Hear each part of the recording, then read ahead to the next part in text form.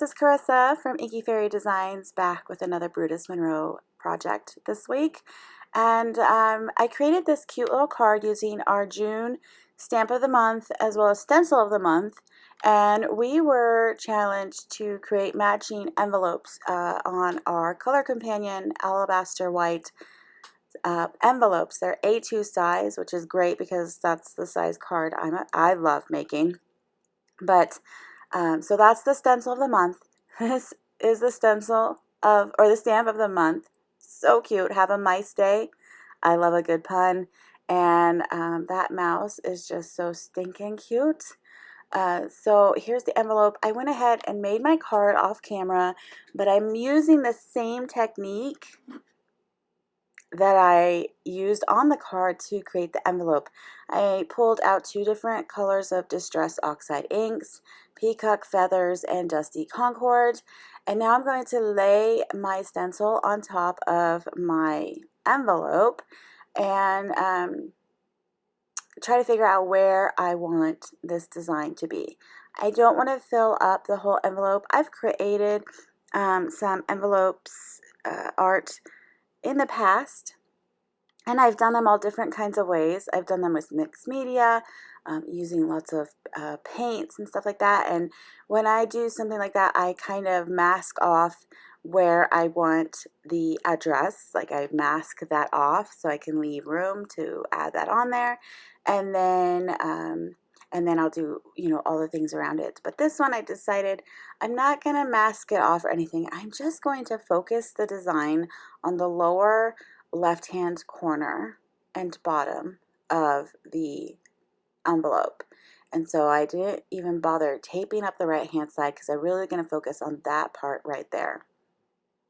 And so I use these 2 colors, but you can see that they blend together beautifully and create almost a dark teal when I layer the purple and the blue together, and that created a nice transition color.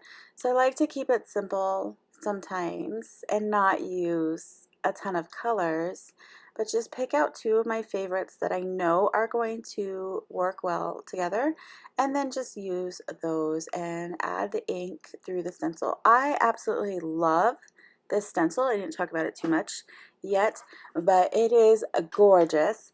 I love the floral pattern. I love daisies, and it's one of those flowers that makes me happy anytime I see them or color them or work with them. And so this stencil totally just makes me happy, and you could just go nuts with all the different colors that you use.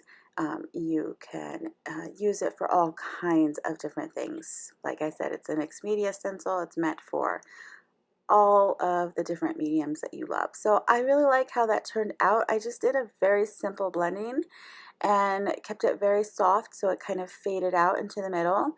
Now I'm going to pop this cute little guy on the corner like he's peeking out, just, matching my card, really.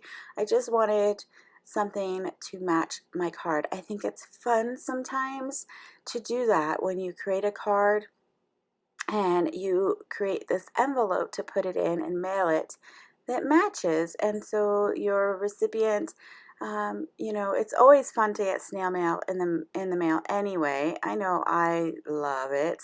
I hate getting bills and junk mail, and so anytime I get a handmade card from a friend, it just makes me happy when I see that envelope. And then to see it all decorated and cute, it's just like that little extra step, that little extra thing that you can do to let your friend or family member know that you're thinking about them. And I just think that's super important and a great touch. So I'm just keeping this I keep my envelope simple. I don't do any coloring on the mouse. I just want to pop him on there so that it's a little sneak peek of what the card is going to be.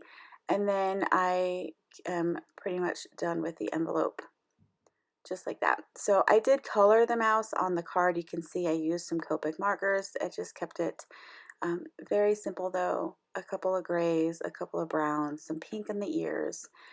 Just really, really cute. So the last thing that I'm going to do for this envelope is I'm going to address it, and I'm going to address it to Brutus Monroe. I just thought it would be fun. I had these two metallic brush markers lying on my desk. I glanced over and I realized that they match the colors that I used. I apparently like teal and purple.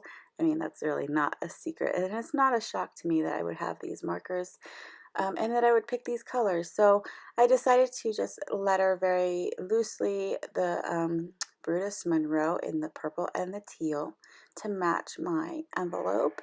And lettering is very, very soothing for me. I love it. The things that I could say if you're looking into lettering or you want to do this, because I know a lot of people will say, oh, I wish I could do that. You can. It's just practice. It's just like anything else. Get yourself some good brush markers. Brush markers are going to be your friend when you're doing this faux calligraphy. And you just kind of use that for the lettering. When you do downstrokes, you push a little bit harder, you get those thicker lines. When you're going up, doing the upstrokes, you lift it, you don't press down as hard, and that's how you get those really thin lines. So it's very simple. If you want to learn, there's tons of tutorials out there, and I really encourage you to do it because I love it. It's very relaxing. So now I pick a fine liner pen to write the actual address to Brutus Monroe. And in hindsight, I wish I had faded this a little bit more towards the center so it wasn't super dark. But I think this would mail okay. I'm not going to actually mail this. I will, but I'm putting together a whole package, so it won't be just this one envelope that I'm mailing. But yeah, I think it's cute. I think it would mail fine. You have left the room for the stamp, and then your address, the return address, can go on the back flap. So that's my project today. I have this cute envelope that matches my cute card using the July stamp and stencil of the month. They're really great value if you want to get something cute in the mail every month. I highly encourage it. Every month has been great.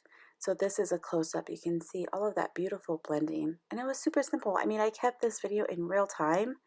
That's how long it took me. That's how long it took me to do this. You can decorate an envelope in less than 10 minutes and really create something extra for your recipient. So thank you guys so much for watching this video today. If you liked it, please give it a thumbs up and think about subscribing to this channel so you don't miss a thing. When you're sharing your projects on social media, definitely don't forget to tag Brutus Monroe so we can take a look at it. If you're inspired by this project, feel free to tag me at Inky Fairy Designs. I love to come around and see what you're creating as well. I'll see you in the next video. Bye.